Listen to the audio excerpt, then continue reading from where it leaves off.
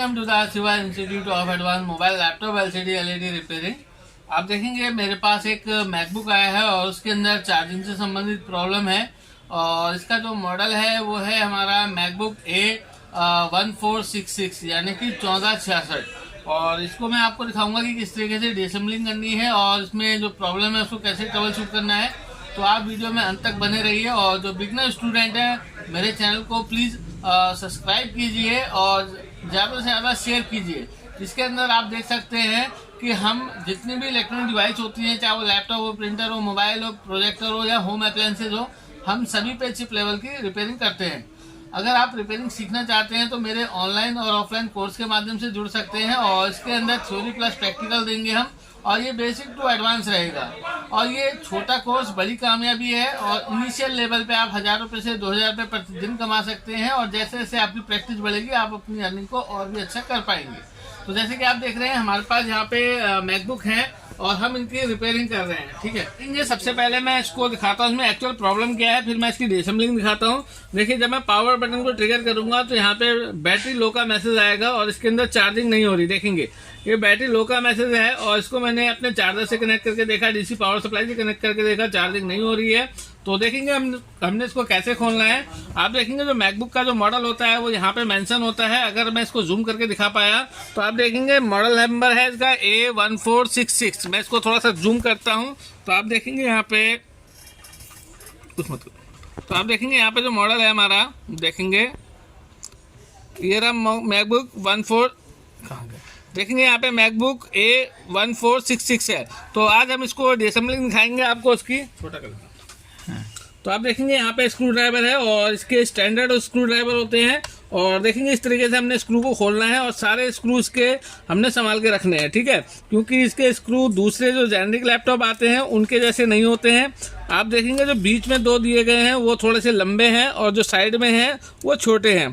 तो आपने इन चीज़ों का ख्याल रखना है कि कौन सा स्क्रू कहाँ से खोला है। ठीक है, तो आप देखेंगे पीछे के साइड में 4 स्क्रू दिए गए हैं और बॉटम में देखेंगे 4 स्क्रू दिए गए हैं और साइडों में 2 स्क्रू दिए गए हैं।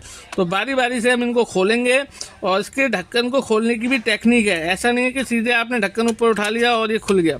ठीक है, तो आप देखेंगे इसको हमें कैसे खोलना है। तो आप लैपटॉप रिपेयरिंग चिप लेवल पे सीखिए, मैकबुक की रिपेयरिंग चिप लेवल पे सीखिए और इसमें आप बहुत अच्छी अर्निंग कर सकते हैं। ठीक है, तो देखिए यहाँ पे 2 स्क्रू साइडों में दिए गए हैं और कुल मिला के आपने देखा कि जो हमारे 2 स्क्रू लंबे हैं जो कि बैक साइड में बीच वाले हैं और बाकी सब एक ही साइज के हैं। तो ये सारे हम स्क्रू संभाल के रख लेते हैं। यहाँ पे मेरी मैग्नेटिक मैट है, मैं यहाँ पे मैग्नेट में रख लेता हूँ।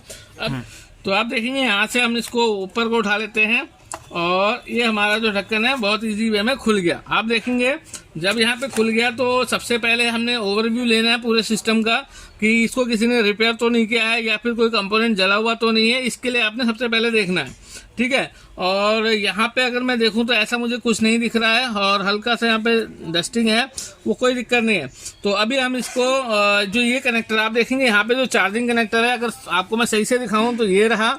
फर्स्ट काम हमारा ये है कि हम इसकी क्लीनिंग करेंगे सारे पिनों की और साथ के साथ आप जो ये कनेक्टर देख रहे हैं इसको हमने चेक करना है और साथ के साथ ये बेल्ट के थ्रू इसमें पावर इंजेक्ट होती है। ठीक हो गया, तो हमने अभी यहाँ पे 3 चीज़ देखनी है। सबसे पहले हमारा जो चार्जिंग कनेक्टर है उसकी क्लीनिंग करनी है, फिर इस कनेक्टर की टेस्टिंग करनी है, फिर इस वायर की टेस्टिंग करनी है। ठीक है, और इसको मैं निकाल के दिखा देता हूँ आपको। देखिए, कई बार ऐसा होता है कि इनकी क्लीनिंग करने मात्र से हमारा काम ओके हो जाएगा। तो अभी हम सिर्फ बेसिक करेंगे और ऑनेस्टली कह रहा हूँ, अगर आपके पास कोई भी मैकबुक रिपेयर होने के लिए आता है तो मिनिमम 3000 से लेके आप उसके लिए 8000 तक चार्ज ले सकते हैं। डिपेंड करेगा वो किस कैटेगरी में और किस प्रॉब्लम में हमारे पास आया है। ठीक है, तो अभी फ़िलहाल मैं इसको निकाल लेता हूँ। सबसे पहले मैं इसका जो ये है इसको मैं क्लीन करने वाला हूँ।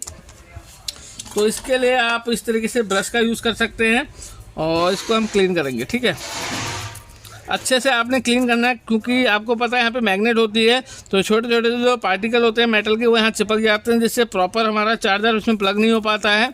तो सबसे पहले हमने इसको क्लीन करना है। ठीक है, तो आप देखेंगे यहाँ पे मैं इसकी क्लीनिंग कर लेता हूँ अच्छे से और क्लीनिंग करने के बाद यहाँ पे मैं जो कनेक्टर है इसकी क्लीनिंग करूँगा।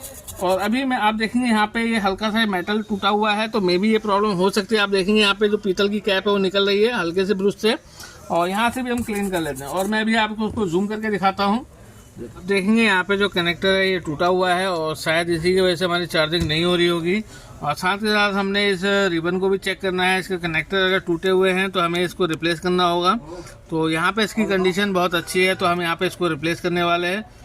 यहाँ पे इसकी कंडीशन बहुत अच्छी है, तो मैं इसी पत्ते को डबल टेप का यूज़ करने वाला हूँ ताकि अपनी जगह से मूवमेंट ना करे। और इसको हमने लगा दिया। अभी मैं यहाँ पे चार्जिंग चेक करूँगा। यहाँ पे मेरे पास डीसी पावर सप्लाई से जोड़ने के लिए मेरा ये कनेक्टर है और अभी मैं इसको डीसी पावर सप्लाई से कनेक्ट करूँगा। तो देखते हैं कि मेरी डीसी पावर सप्लाई क्या रिस्पॉन्स करती है और ये बेसिक काम से रिपेयर हुआ कि नहीं हुआ। तो देखिए यहाँ पे मैंने कनेक्ट कर लिया है और आप देखेंगे मेरी डीसी पावर सप्लाई ने 0.972 करीब एम्पेयर लिया, 1 एम्पेयर ले लिया, मीन्स चार्जिंग हो रही है। आप देखेंगे यहाँ पे फैन स्पिन हो गया है और मैं इसको ओपन करके दिखाता हूँ। यानी कि देखिए इसमें जो चार्जिंग का प्रॉब्लम था वो कितने इजी वे में रिपेयर हुआ है। देखेंगे यहाँ पे 4% है, इसका मतलब चार्जिंग हो रही है। ठीक है, तो अभी मैं थोड़ा सा इसको वेट करूँगा डायग्नोस करने के लिए कि इसका परसेंटेज बढ़ा कि नहीं बढ़ा। और साथ के साथ मैं यहाँ पे जो इसका चार्जर है उसको प्लग करके देखूँगा। देखते हैं कि चार्जर में मुझे इन्फॉर्मेशन क्या मिल रही है। यहाँ पे मुझे ब्लू लाइट, ऑरेंज लाइट दिखनी चाहिए। देखिए निकाल दिया मैंने, देखते हैं क्या होता है। देखिए यहाँ पे मेरी ग्रीन लाइट आ रही है, ऑरेंज लाइट, इसका मतलब चार्ज हो रहा है, चार्जर भी ओके है। और यहाँ पे मैंने आपको जो दिखाना था वो ये कि इसका परसेंटेज लेवल देखते हैं थोड़ी देर में बढ़ेगा कि नहीं बढ़ेगा। तो आप देखेंगे जैसे ही 5% होगा। वैसे तो मुझे तो कंफर्म है क्योंकि डीसी पावर सप्लाई में मेरे को एम्पेयर दिखा रहा है कि वो चार्जिंग ले रहा है। तो करीब 2.5 से 3 मिनट के अंदर 1% का लेवल बढ़ता है।